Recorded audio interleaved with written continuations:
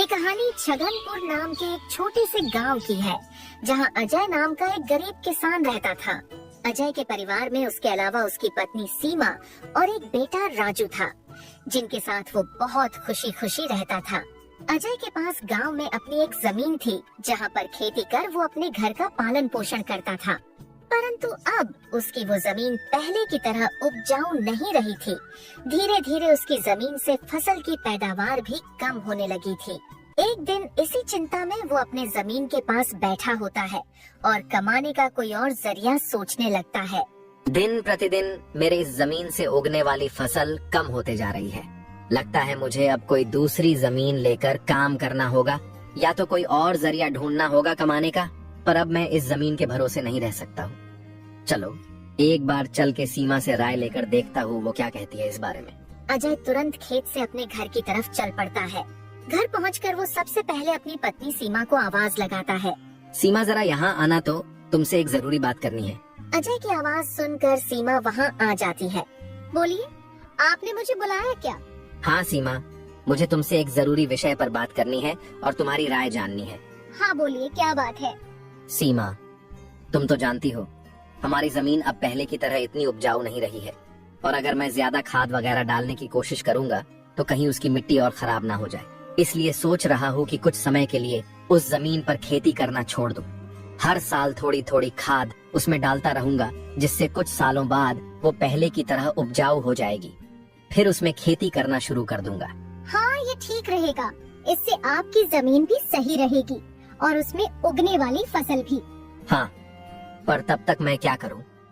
क्योंकि मेरे पास दूसरी तो कोई जमीन नहीं है, तो घर का खर्च चलाने और राजू के पढ़ाई के लिए कहां से पैसे जुटा पाऊंगा। आप एक काम क्यों नहीं करते, एक बार जाकर गांव के जमींदार काका से मिल लीजिए।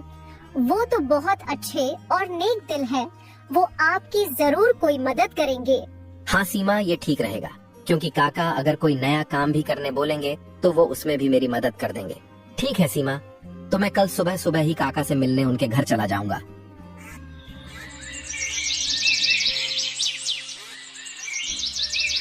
अगली सुबह अजय जमींदार से मिलने उसके घर के लिए चल पड़ता है।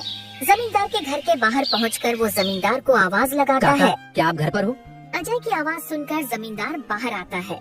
अरे आओ अजय बेटा, बोलो क्या हुआ, कुछ काम था क्या? हाँ काका, आपकी एक मदद चाहिए थी। हाँ बोलो ना बेटा, मैं किस प्रकार तुम्हारी मदद कर सकता हूँ? अजय फटाफट से जमींदार को अपने खेत की हालत बता देता है। तो इसमें परेशान क्या होना बेटा। काका, मेरे पास एक ही जमीन है जिस पर खेती कर मैं अपने घर का खर्च चलाता हूँ, और मैंने आज तक खेती के अलावा कोई दूसरा काम भी कभी किया नहीं। तो अब यही नहीं समझ रहा है मैं क्या करूँ। बेटा, खेती के अलावा दूसरा काम क्यों करना, तुम एक काम करो, मेरे पास गांव के बाहर एक जमीन है, तुम उस पर खेती करो। काका, पर इससे तो आपका नुकसान हो जाएगा। नहीं बेटा, कोई नुकसान नहीं होगा। इसी बहाने तुम मेरी जमीन की देख रेख भी करोगे, क्योंकि अब तो मेरी उम्र भी हो गई है और मेरा बेटा भी शहर में रहता है, तो इससे तुम्हारा भी भला हो जाएगा और मेरी भी थोड़ी जिम्मेदारी कम रहेगी। ठीक है काका, अगर ऐसी बात है तो मैं कल से ही उस खेत पर काम करने चला जाऊंगा। अजय जमींदार को धन्यवाद कहकर वहाँ से अपने घर के लिए निकल जाता है। अजय अपने घर पहुंचकर सीमा को सारी बात बता देता है। ये तो बहुत अच्छा है, यानी आपकी सारी चिंता ही खत्म हो गई। हाँ सीमा, अब मैं काका के खेत पर बहुत मेहनत करूंगा और कोशिश करूंगा कि एक दो और खेत खरीद लूं, क्योंकि भविष्य में ऐसी समस्या आए तो उसके लिए हम तैयार रहें।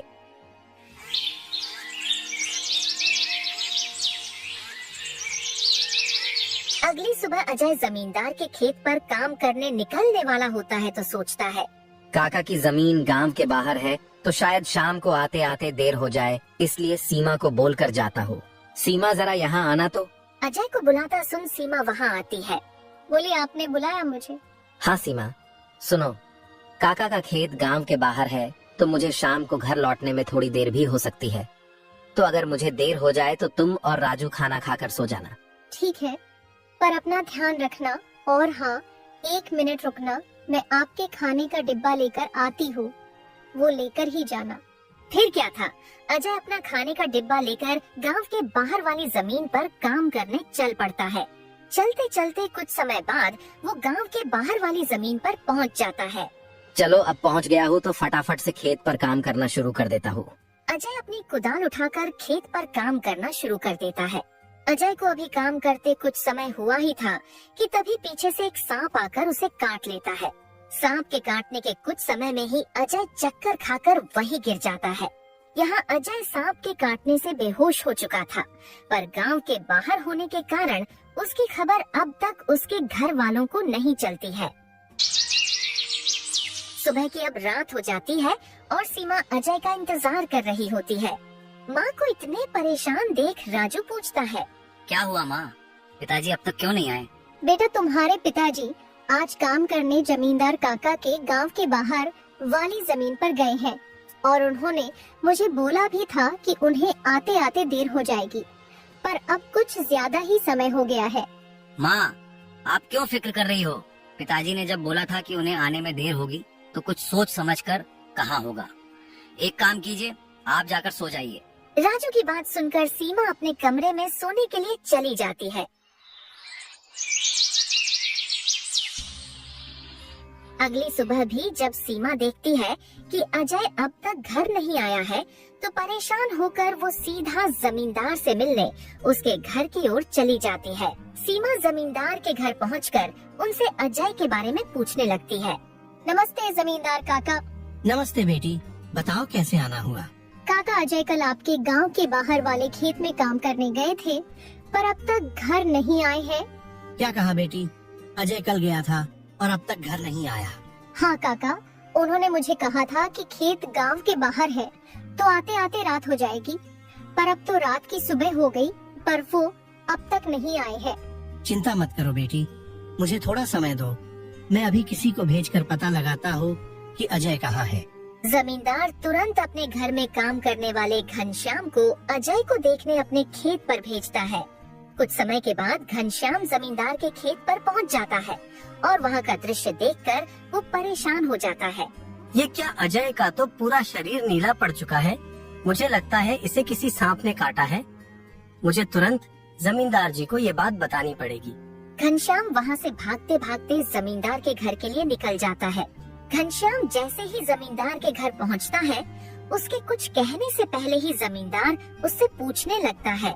क्या हुआ घनश्याम बेटा, तुम इतना दौड़ते हुए क्यों आए और क्या तुम्हें अजय मिला? घनश्याम जमींदार को सारी बात बता देता है जो उसने खेत में देखी थी। घनश्याम जब जमींदार को सारी बात बता रहा होता है, तभी वहाँ पास में खड़ी सीमा भी सारी बात सुन लेती है और रोने लगती है।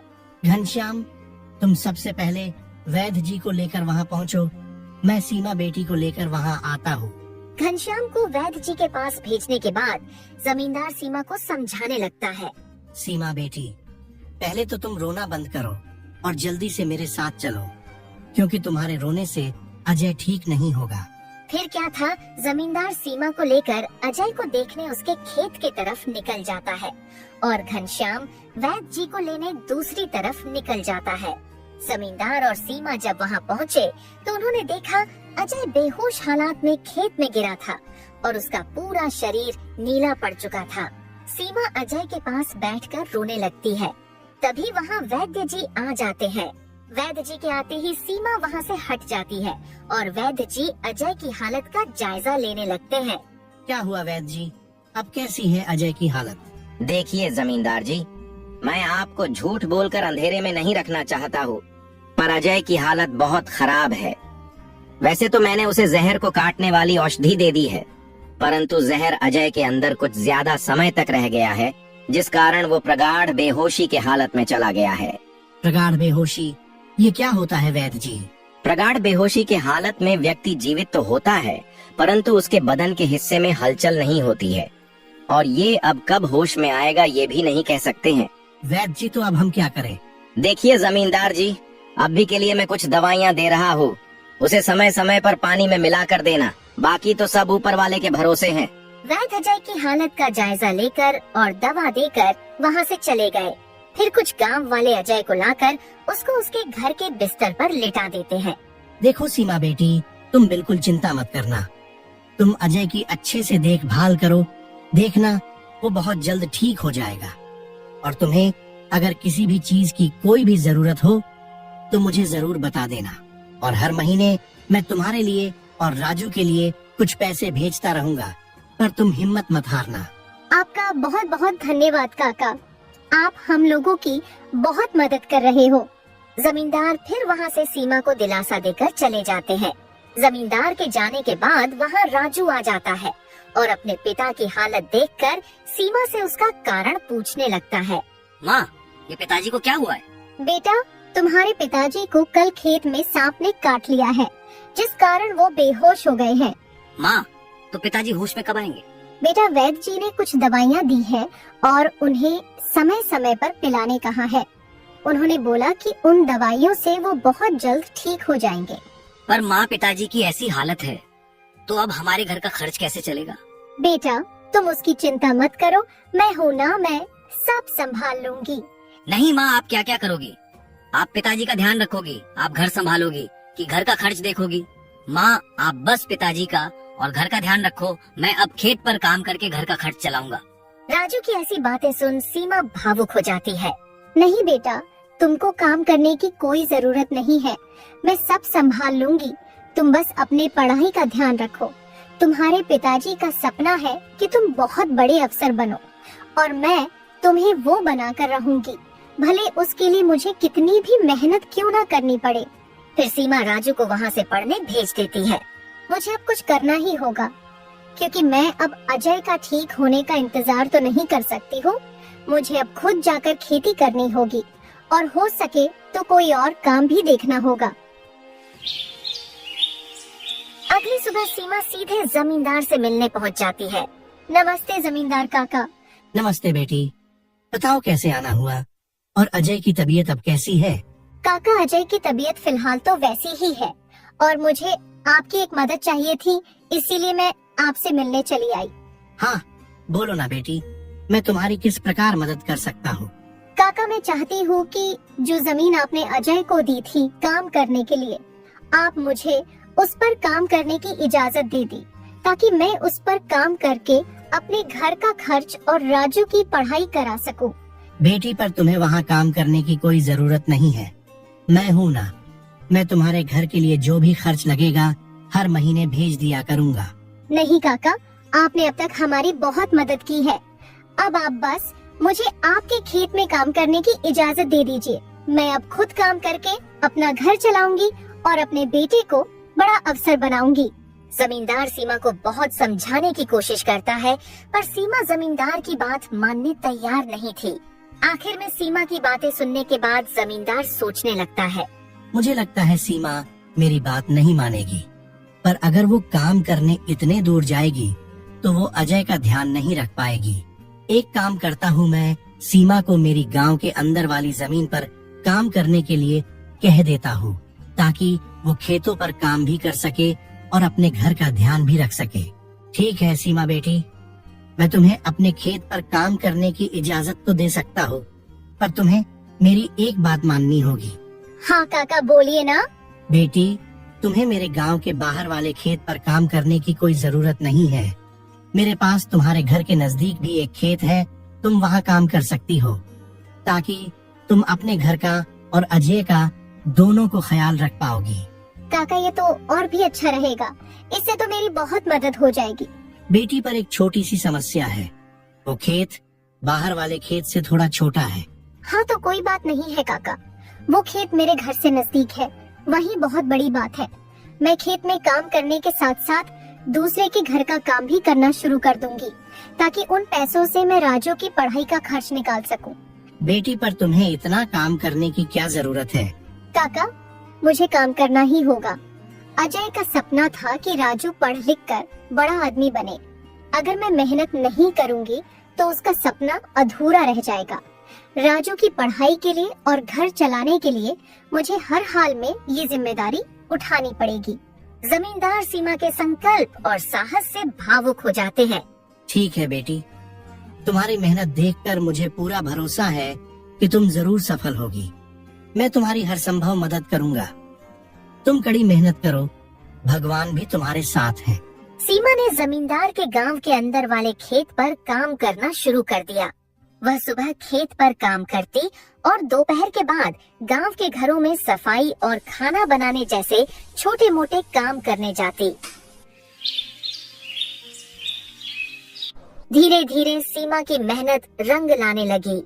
खेत में अच्छी फसल हुई, जिससे उसका घर चलने लगा और जो पैसे वह दूसरों के घरों में काम करके कमाती थी, वह राजू की पढ़ाई में खर्च करने लगी।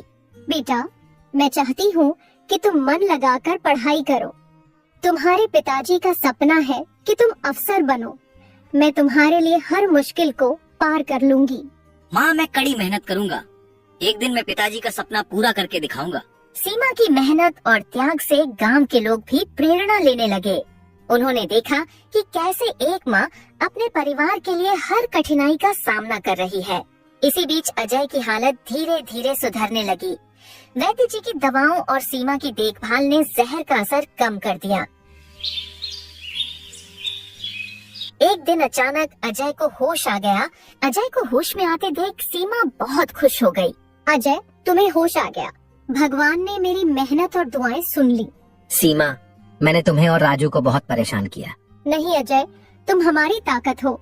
जब तक तुम ठीक हो रहे थे, मैंने हर जिम्मेदारी संभाली और देखो, अब सब कुछ ठीक हो रहा है।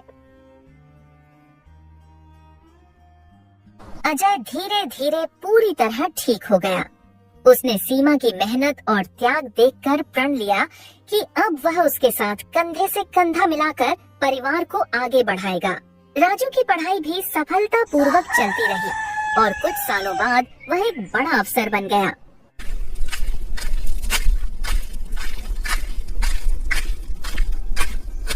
माँ, पिताजी, मैं आज जो कुछ भी हूँ वह आपकी मेहनत और त्याग के कारण हूँ। नहीं बेटा, ये सब तुम्हारी माँ का बलिदान है। उसने हमारे परिवार को बचाने के लिए हर मुश्किल का सामना किया। सीमा का त्याग और अजय का साथ, दोनों ने मिलकर एक नई मिसाल कायम की। गांव वाले अब भी उनकी इस कहानी को आने वाली पीढ़ियों को प्रेरणा के रूप में सुनाते हैं। इस तरह माँ का त्याग की यह कहानी हमें सिखाती है कि एक माँ का समर्पण किसी भी चुनौती को पार कर सकता है और परिवार को जोड़ कर रखता है।